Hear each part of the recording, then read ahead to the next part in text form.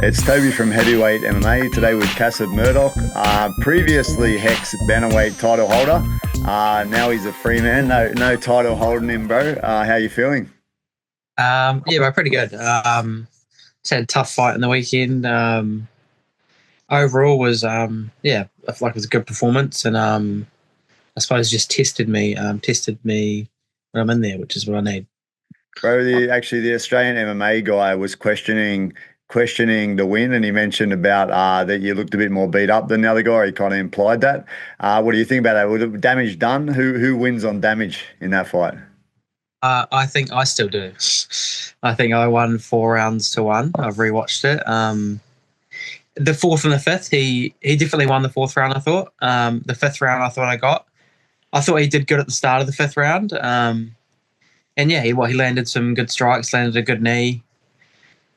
I think overall damage though, I think I did more. Like the first 3 rounds, like ground and pound. I think he definitely took a lot more than me. But yeah, no, I did take some damage. I probably maybe switched off, got a little bit tired. And I suppose he capitalised on it, but I still think I overall won the fight pretty Bro, clearly. you need these tests anyway, right? So either way, to and fro, questioning who won, it means that you had a tough battle, and that's kind of what you need to be able to progress anyway, right? Yeah, I think it's good to have these tough fights before I get to that next level. Like even just, I don't know, fighting through little bits of adversity, I think is huge for me. Really, that's what I need. And bro, you were the HEX Bantamweight title holder. You missed weight. Before jumping to conclusions about it, I'm interested in, like, whenever someone misses weight, the first thing I kind of think is like, was there any issues? Because a lot of the time you guys are, staving off injuries and different things, and sometimes that can be the reason that people miss weight. Is there anything like that, or was there any reason? No, nah, bro. Like I cut a decent amount to get to bantamweight.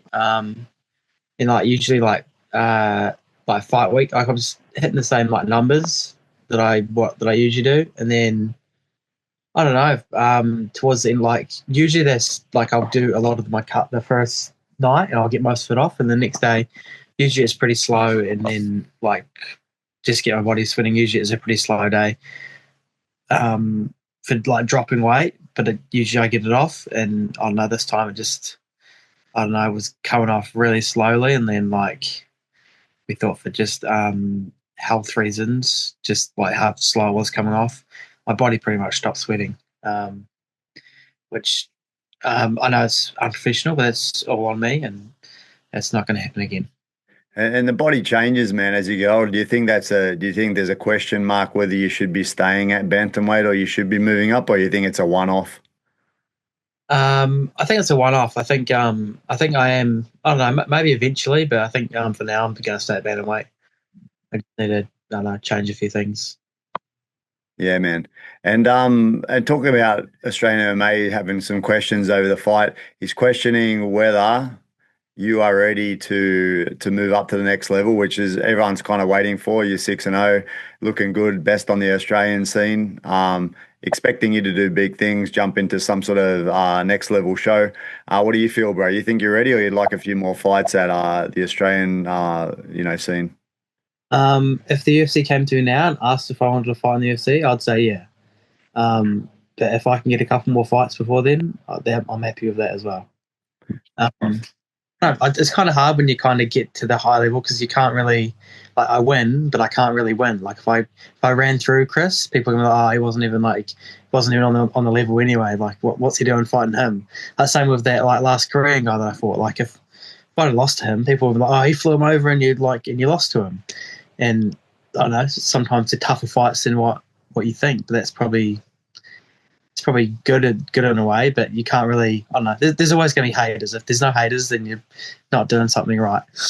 Bro, I see the little Cangu Fight Night 31. I know everyone questions a few of the cans that you guys are crushing over there, but I did watch one of your fights last night that I hadn't watched, and I'm not sure where the guy was from. I can't remember. I think it was like a different country, like a Middle Eastern country or Eastern country. But that guy was tough, man. He was very resilient. Was it Amir Makata? I think Right. so. A very resilient guy. Like took it a long fight. Yeah. Yeah, he was, to be fair, he was 1-0 and I was debut. So he wasn't a can. And then this next guy I fought, he was 2-0 and I was 1-0.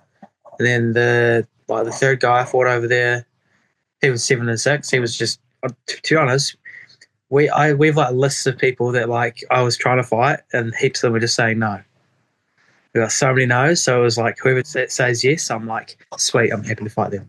Yeah, exactly. It's not always that you got a big choice, and it's also up to the promoters and that rather than yourself, you know? Yeah. Yeah. Yeah. To Australia, like so many people say no as well. So it's kind of like whatever fight I can get. Bro, with the recent Road to UFC event that was in Shanghai, and then the finals will hopefully be in Australia in February. This is great, and a lot of the Aussies and Kiwis have done really well to be in the finals. I see someone like yourself doing well in that sort of tournament. Would you be interested in Road to UFC or Contender Series, or doing a Colby and sneaking straight in? What would you prefer?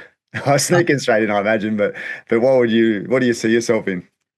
Yeah, to be honest, I had in my head, I kind of have, I don't know if I could get maybe one or two more this year, then like get contenders late this year. But if I got offered Road 2, I would take that as well. That's what I see, but obviously, I think I need to just obviously stay ready because people pull out or for whatever reason, and opportunities can come like that. So whatever way I can get in, I'll get in. True, true. If you could choose, you would probably choose like I mean, out of the actual series, you'd probably choose what Dynamite Contender Series. Is that what you're kind of thinking? Yeah, I'm quite keen on that Dynamite Contender Series, which Nice. is probably the hardest one to get in. Really, like you can win and then not even get a contract still. Yeah, Like Road 2, you're guaranteed a contract. I don't know. I think if I can go in there and get a finish, then I would hopefully get a contract. true, man. And like you said, we've got the Australian show just announced. I think it was 1st of February, right?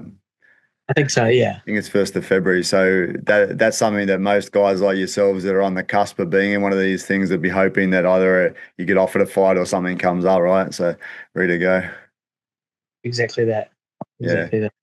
And how's the Wing Dang freestyle MMA going, bro? Justin Van Heerden, Colby Thickness, Volk, etc. There, bro. How's it all going there? I just before talking to you, I just went to the new spot, just doing some filming. So that's kind of the new gym's going to be open soon, or we're going to be moving soon at least. A lot of the work's been done. We're just, I think, waiting on the mats to arrive. And it'll be doing the big move, and then we'll be in that new facility.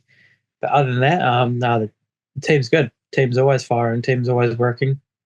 Volk's just in Thailand for the week, just to go and get some training over there. No, we just had actually Jimmy Crew and Jono McAuliffe.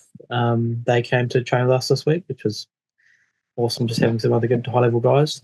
Did you do some rounds with them, bro? What are any sort of takeaways from them? Anything that was interesting or any strengths, whatever, for those guys? I've been around Jimmy a lot before. Like he's trained at our gym. And then I just got to be honest. This week I've been going pretty light. I haven't been able to do too much. Just getting in the gym, moving around. I always like to get back in the gym straight away if I can, just to keep my mind ticking over. But I haven't been too active this week. Just a lighter week. Not really, man. They're just normal dudes coming in, train, work hard. Both real nice people. Good to be around. But yeah, they're just nothing. I don't know. No different to any of us others. Yeah, yeah. Fair enough, bro. So, bro, what's the plan? We're nearly closing the end of 25, 26. What's the ideal year for you, brother? Maybe 1, 2 fights and then get Dynamite Contender Series. That's what I would like, and then either fight in the UFC the following year, or maybe possibly even late that year. And on the Australian scene, those couple of fights, are you open to where they happen, or are you sticking with Hex, or what's the plan? I'm pretty open to what can happen now. Obviously, I want to be loyal to Hicks. They've helped me out a lot, but maybe this, I don't know, just looking for the silver lining and some of the negative things. That is that I'm not the title holder anymore, so I could fight anywhere. So if there's maybe a couple of big fights that could be made, that would be good. Otherwise, I'll probably be back at HEX. Yeah, cool. All right, bro. Thanks for your time, bro. Just want to have a quick update chat. Good to chat. Good to see your success, bro. And looking forward to a big 2026 for you. Thank you, mate. Good to talk to you. Cool. Cheers, bro.